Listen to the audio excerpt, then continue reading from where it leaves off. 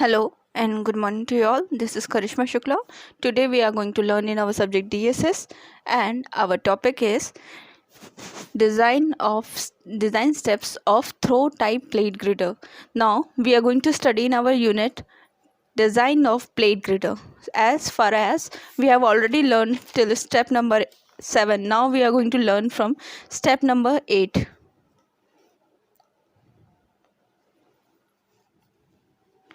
Now in step number 8, as you can see, this is for design of cross section beam.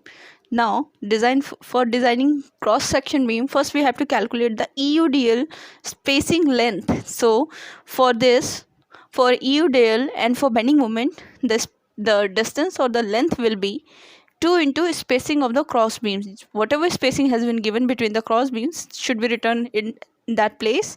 Now total load per meter run of the track equals to W1. As usually we have already calculated W1, W2, W3 and W4 and W5. So adding all of them, now we will get the total load per meter run of the track. In step number 9, now moving to the step number 9, we are going to calculate the total dead load per track for span length.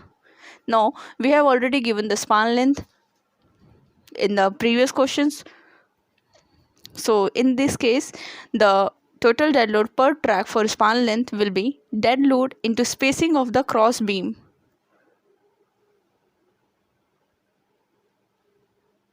Now for this, EUDL for bending moment and EUDL for shear force will be given by the code. It is already for the span length, whatever desired span length we have, we can already see the values of these. Now in this, for finding impact effect load, or the distance for impact effect load L, we have the value of L equals to 2.5 into spacing of the cross beams.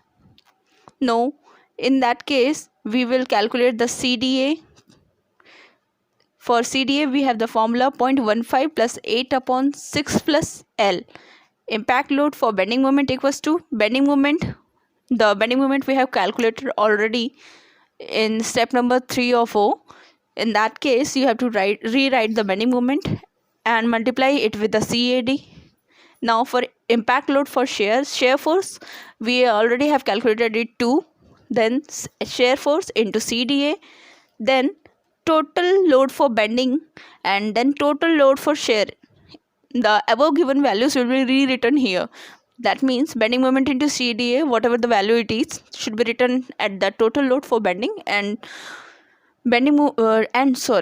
total load for shear, that is SF into CDA, will be written here. Now assume self weight for cross beams. Now for further calculation, first we have to assume the self weight. So now for the self weight requirement, we can assume that the total bending moment upon 4 will be the self weight. It is actually calculated to, in that case too, you can assume that the UDL that has been applied on the stringer beam or the cross beam is total bending moment upon 4. Now assume the length L and reaction R coming from downward directions at the end points or at the end sections of the beam.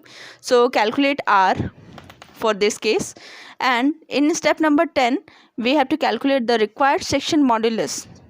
Now required section modulus, आपको क्या करना है अब इस case के लिए, required section modulus में जो मैक्सिमम बेंडिंग मोमेंट अपन ने मेजर कर रखा है, अपन ने एक टेबल फॉर्म की थी, उसमें मैक्सिमम बेंडिंग मोमेंट जो आया था वो as well as maximum shear force, जो अबव अपन ये पूरा का पूरा डायग्राम सॉल्व करके निकालेंगे. ये दोनों चीज़ें यहाँ पे लिखनी है आपको.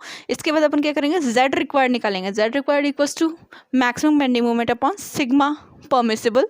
सिग्मा परमिसिबल कोड से गिवन करना है अपन को, जो भी स्पान लेंथ है उसके अकॉर्डिंगली.